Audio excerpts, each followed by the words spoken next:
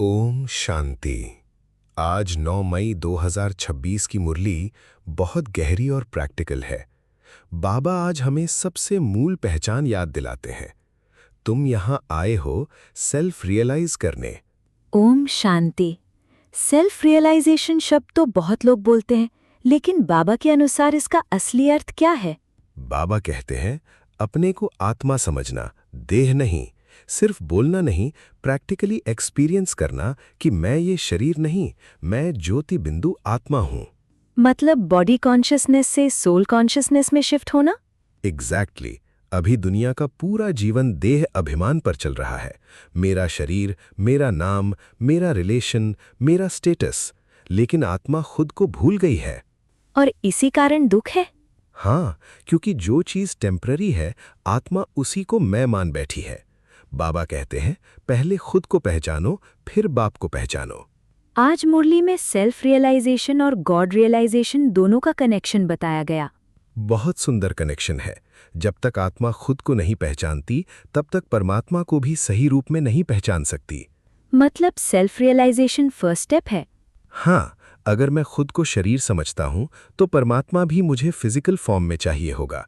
लेकिन जब मैं समझता हूँ कि मैं निराकार आत्मा हूँ, तब समझ आता है कि परमात्मा भी निराकार ज्योति बिंदु है। बाबा ने कहा कि आत्मा में ही संस्कार रहते हैं। ये बहुत पावरफुल पॉइंट था। हाँ, शरीर तो सिर्फ इंस्ट्रूमेंट है, असली रिकॉर्डिंग आत्मा में है। खुशी, दुख, संस्कार, आदतें, कर्मों का हिसाब सब आत्मा में स्टोर्ड है। तो पर्सनैलिटी एक्चुअली आत्मा की है। एग्जैक्टली। शरीर बदलता रहता है, लेकिन आत्मा अपने संस्कार कैरी करती रहती है। यही कारण है कि हर व्यक्ति अलग नेचर लेकर आता है। और बाबा ने कहा कि आत्मा में 84 जन्मों का पार्ट नूंधा हुआ है। हाँ, जैसे एक एक्टर पूरा स्क्रिप्ट लेकर स्टेज पर आता है, वैसे आत्मा अपने संस्कारों और कर्मों का हिसाब लेकर जन्म जन्म में पार्ट बजाती है।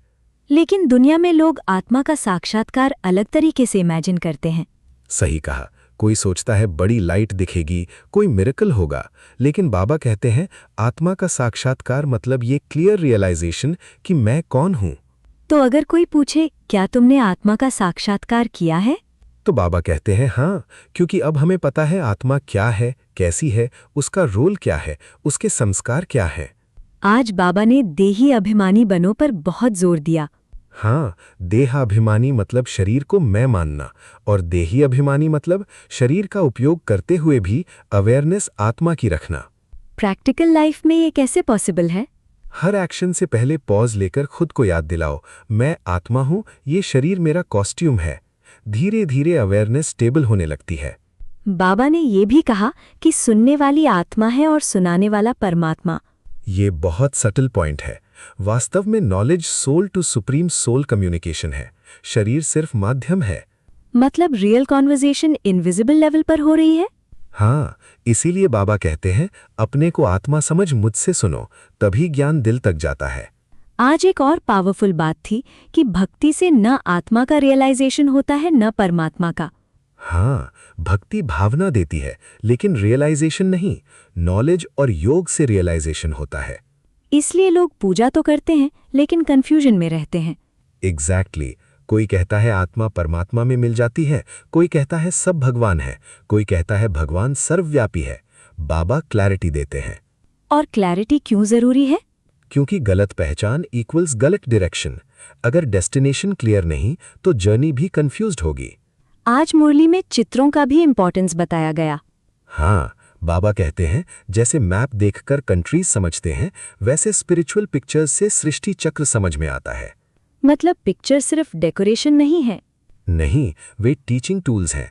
उनके माध्यम से आत्मा क्रिएशन, साइकिल, कर्म और इनहेरिटेंस समझती है। बाबा ने ये भी कहा कि हर किसी को एक साथ नहीं समझाया जा सकता। हाँ, हर आत्मा की कैपेसिटी अलग है। पहले फाउंडेशन क्लियर करनी होती है। मैं आत्मा हूँ, परमात्मा मेरा बाप है। अगर यही क्लियर नहीं हुआ तो बाकी पॉइंट्स कंफ्यूजिंग लगेंगे। बिल्कुल, इसीलिए बाबा बार बार बेसिक आइडेंटिटी पर वापस ले आते हैं। आज का एक प्रैक्टिकल पॉइंट मुझे बहुत अच्छा लगा। मुरली की मुख्य पॉइंट्स नोट करो और रिपीट करो।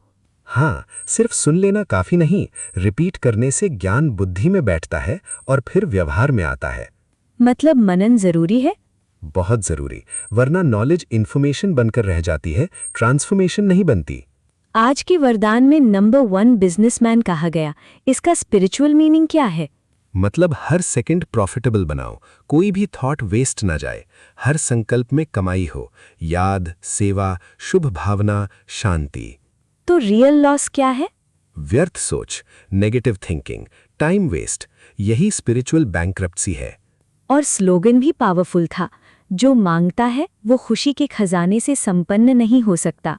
हाँ, जो हमेशा बाहर से अप्रिसिएशन, सपोर्ट, अटेंशन मांगता है, वो अंदर से एम्प्टी रहता है। तो रियल हैप्पीनेस अंदर से आती है? हाँ, जब आत्मा खुद को और बाप को पहचान लेती है, तब खुशी नेचुरली स्टेबल हो जाती है। आज की मुरली का सार क्या है? 3 मुख्य बातें। पहली, खुद को आत्मा समझो, यही सेल्फ रियलाइजेशन है। दूसरी, परमात्मा को सही रूप में पहचानो, यही गॉड रियलाइजेशन है।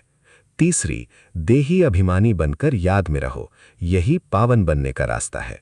और तभी आत्मा पतित से पावन बन सकती है। एग्जैक्टली, यही पूरी मुरली का एसेंस है। ओम शांति। आज सच में ये फील हुआ कि स्पिरिचुअलिटी इमेजिनेशन नहीं, आइडेंटिटी की क्लैरिटी है। ओम शांति। जब आत्मा खुद को पहचान लेती है, तभी जीवन का पूरा डायरेक्शन बदल जाता है।